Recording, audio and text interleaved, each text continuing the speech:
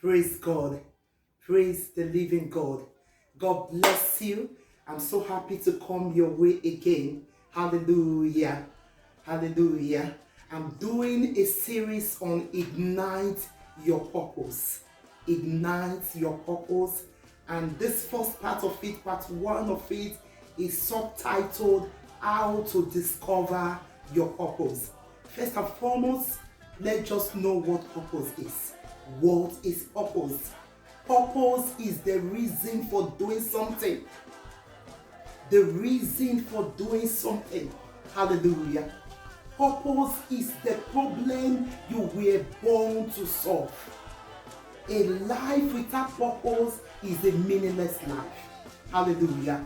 I'm going to show us 4 dimensions of you that must be present in order for you to pursue your purpose in life. The first dimension is yourself. Yourself. You must be able to discover yourself, to know why God created you. Why did God brought me into this world? Am I here, to be able to raise godly children? Am I here to be a good wife, to support my husband? Am I here to go into politics? Am I here to be a singer? Am I here, to teach people, to be able to raise people, to educate them? Why am I here? Am I here to do business? Just name it. The list is endless.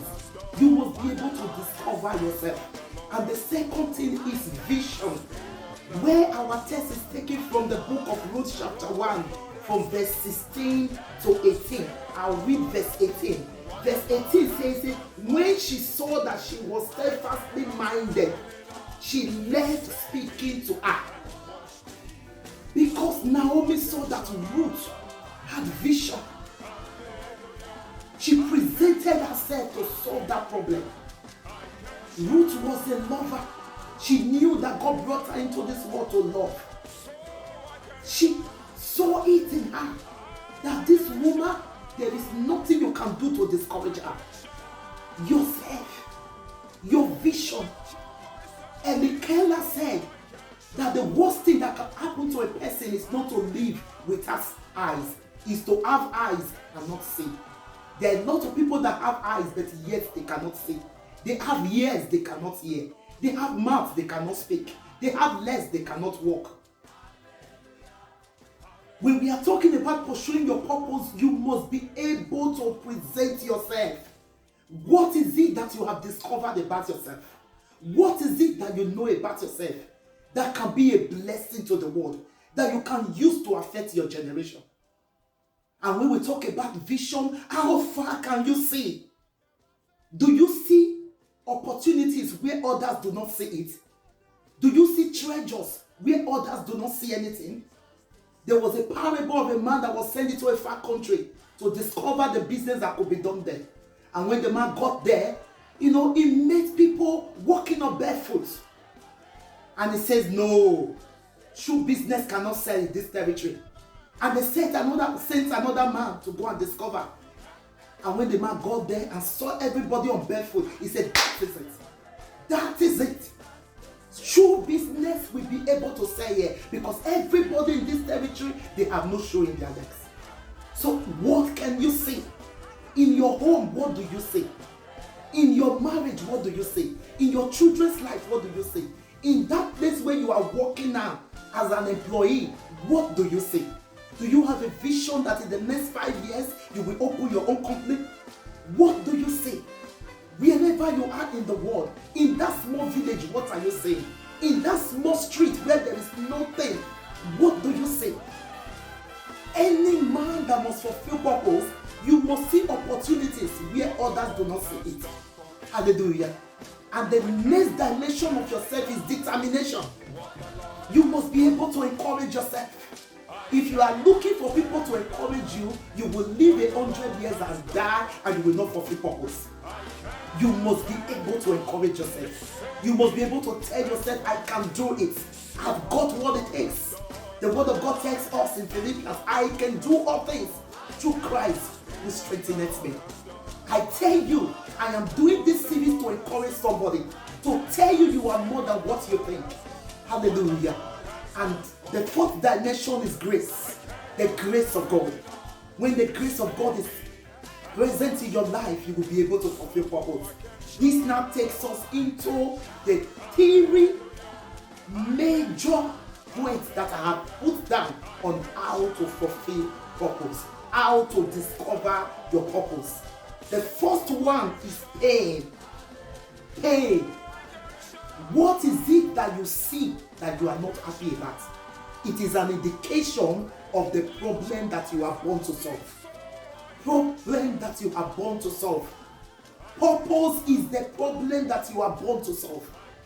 So take for example, you see a woman that is not doing anything, she's not able to take care of herself, she's not able to take care of her family, and it is in your heart to help that woman, to empower her. It is an indication of the purpose for which you came into this world. You come into a place, the place is dirty, you don't like it, you want the place to be, neat and well arranged.